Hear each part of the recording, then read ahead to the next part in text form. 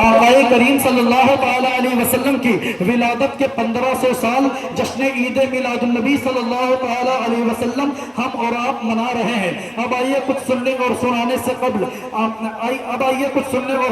قبل سب سے پہلے آقا نامدار، مدینے کے تاجدار، دونوں عالم کے مالک و مختار، لمبے لمبے ہاتھوں سے بھیک دینے والے، اندھیری قبر میں کام آنے والے، ہم سب کی شفاعت کا پیمانہ سنانے والے، سنہری چالیوں میں آرام فرمانے والے، شہریار ایرم، تاجدار حرم، نو بہار شفاعت، نوشائے بزم جنت کی بارگاہ بے کس پناہ میں جھوم جھوم کر درود پاک کی ڈالی محبت کی تھالی میں سجا کر پیش کریں اور پڑھے باواز بلند اللہم صلی علی سیدنا و مولانا محمد مبارک وسلم صلو علیہ صلاۃ و سلام علیک سیدی یا رسول اللہ صلی اللہ تعالی علیہ وسلم۔ اعلیٰ حضرت عظیم البرکت کنز الکرامت جبل الاستقامت الشاہ امام محمد رضا خان فاضل بریلوی علیہ الرحمت و رضوان کیا ہی خوب ارشاد فرماتے ہیں کہ کلام الہی میں شمس الضحیٰ تیرے چہرہ نور فضا کی قسم، قسم شب تار میں راز یہ تھا کہ حبیب کی زلف دتا کی قسم، تیرے خلق کو حق نے عظیم کہا،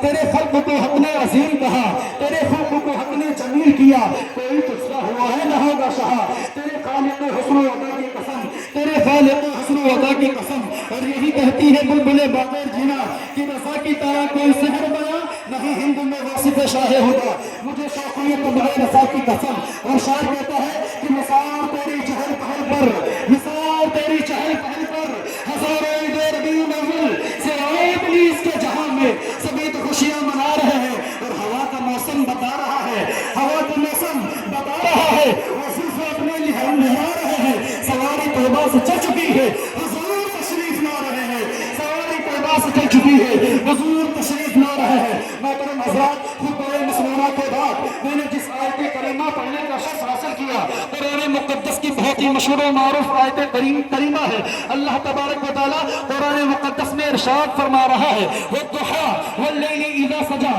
جس کا ترجمہ یہ ہے کہ چاشنی کی قسم اور رات کی جب کوئی پردہ ڈالے۔ بعض مفسرین کرام فرماتے ہیں کہ والضحیٰ سے مراد آقا کریم صلی اللہ تعالی علیہ وسلم کا چہرہ مبارکہ ہے، اور واللیل سے مراد سرور کونین صلی اللہ تعالی علیہ وسلم کی زلف عنبری ہے۔ تو اس کا ترجمہ یہ بھی کیا جا سکتا ہے کہ چہرہ والضحیٰ کی قسم، چہرہ والضحیٰ کی قسم۔ محترم حضرات، اللہ تبارک و تعالی اپنے حبیب رؤوف الرحیم صلی اللہ تعالی علیہ وسلم کے چہرہ انور کی قسم یاد فرما رہا ہے، اور وہ اس لیے کہ آقا کریم صلی اللہ تعالی علیہ وسلم سے زیادہ حسین و جمیل کوئی چیز ہے ہی نہیں، اس لیے کہ آقا کریم صلی اللہ تعالی علیہ وسلم سے زیادہ حسین و جمیل کوئی چیز ہے ہی نہیں، اور ہو بھی نہیں سکتی۔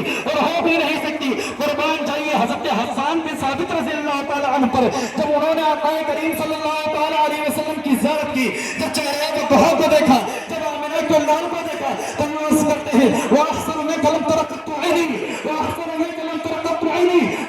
مِنْكَ لَمْ تَلِدِ النِّسَاءُ۔ یا رسول اللہ صلی اللہ تعالی علیہ وسلم، میری آنکھوں نے آپ جیسا حسین و جمیل دیکھا ہی نہیں، میری آنکھوں نے آپ جیسا حسین و جمیل دیکھا ہی نہیں، بلکہ دیکھے گا کیسے؟ کسی ماں نے آپ تک آپ جیسا حسین و جمیل بچہ پیدا ہی نہیں کیا، بلکہ کسی ماں نے آپ کو جیسا حسین و جمیل بچہ جنا ہی نہیں۔ اور آگے کہتے ہیں خلقت مبرم من کل عیب کانک قد خلقت کما تشاء۔ یا رسول اللہ صلی اللہ تعالی علیہ وسلم، آپ تمام عیوب و نقائص سے پاک پیدا فرمائے گئے، وہ آپ جیسا چاہتے تھے، اللہ تبارک و تعالیٰ نے آپ کو آپ کی مرضی اور منشا کے مطابق پیدا فرمایا۔ بہت مشہور صحابی رسول حضرت ابو ہریرہ رضی اللہ تعالیٰ عنہ ہے، وہ فرماتے ہیں جب آقا کریم صلی اللہ تعالی علیہ وسلم کے چہرے انور کی زیارت کرتے ہیں تو فرماتے ہیں ما رأيت شيئا أحسن من رسول الله صلی اللہ تعالی علیہ وسلم۔ یا رسول اللہ صلی اللہ تعالی علیہ وسلم، مجھے آپ جیسی حسین و جمیل کوئی چیز دیکھی ہی نہیں۔ اور آگے فرماتے ہیں کان الشمس تجری فی وجہی، میرا سورج آپ کے چہرے انور میں تیر رہا ہو، میرا سورج آپ کے چہرے انور میں تیر رہا ہو۔ حضرت اور ایک بار مشہور صحابی رسول حضرت ابو ہریرہ رضی اللہ تعالیٰ عنہ، حضرت جابر بن سمرہ رضی اللہ تعالیٰ عنہ، وہ فرماتے ہیں کہ 14ویں کی رات تھی، چاند آب و تاب کے ساتھ چمک رہا تھا،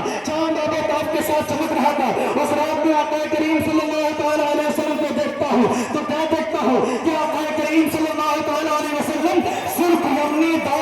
دھاری دار یمنی جوڑا پہن کے تشریف لاتے ہیں تو میں کبھی آمنہ کے لال کو دیکھ رہا تھا، کبھی آسمان کے چاند کو دیکھ رہا تھا، کبھی چہرے کو بہا کو دیکھ رہا تھا، کبھی آسمان کے چاند کو دیکھ رہا تھا، کبھی آقا کریم صلی اللہ علیہ وسلم کے جمال جہاں کی زیارت کر رہا تھا، کبھی آسمان کے چاند کو دیکھ رہا تھا۔ تو میرے نزدیک آسمان کے چاند سے زیادہ آقا کریم صلی اللہ علیہ وسلم حسین و جمیل تھے۔ اسی لیے تو بریلی کے تاجدار یہ پکار اٹھے کہ ماہ مدینہ اپنی تجلی عطا کرے، ماہ مدینہ اپنی تجلی عطا کرے۔ یہ ڈھلتی چاندنی تو پہر کی ہے، یہ ڈھلتی چاندنی تو پہر کی ہے۔ آقا کریم صلی اللہ علیہ وسلم اگر تشریف نہ لاتے تو نہ تم ہوتے نہ ہم ہوتے، نہ تم ہوتے نہ ہم ہوتے، کسی چیز کا وجود نہ ہوتا۔ اسی لیے تو ڈاکٹر اقبال نے کہا تھا کہ ہو نہ یہ پھول تو بلبل کا ترنم بھی نہ ہو نہ یہ پھول تو بلبل کا ترنم بھی نہ ہو، چمن دہر میں کلیوں کا تبسم بھی نہ ہو نہ یہ پھول تو بلبل کا ترنم بھی نہ ہو، چمن دہر میں کلیوں کا تبسم بھی نہ ہو نہ یہ ساتھی تو پھر میں بھی نہ ہو، تم بھی نہ ہو۔ بس میں توحید بھی دنیا میں ہو، بس میں توحید بھی دنیا میں نہ ہو، تم بھی نہ ہو۔ خیمہ افلاک کا استادہ اسی نام سے ہے، نبض ہستی کا پشامادہ اسی نام سے ہے۔ میں اپنی گفتگو کو اسی بات پر ختم کر رہا ہوں اور یہ پیغام دیتے ہوئے جا رہا ہوں کہ انہیں جانا، انہیں مانا، انہیں جانا، انہیں مانا، نہ رکھا غیر سے کام۔ آپ حضرت ہاتھ اٹھا کر بولے انہیں جانا،